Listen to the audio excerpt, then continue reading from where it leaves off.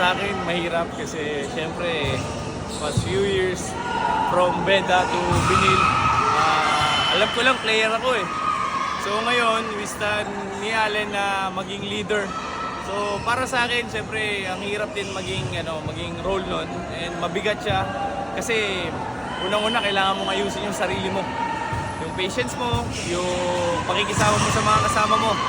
And yun, sa akin, para sa akin yun, maging na din, kina rin yun for pro and everything, madadala ko siya paakyat.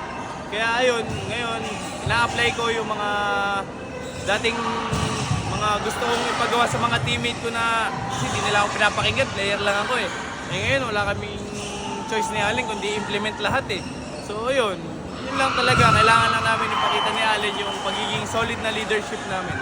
Hindi lang milyon yung kailangan namin, bilyon-bilyon na pasensya ang kailangan namin ni Allen.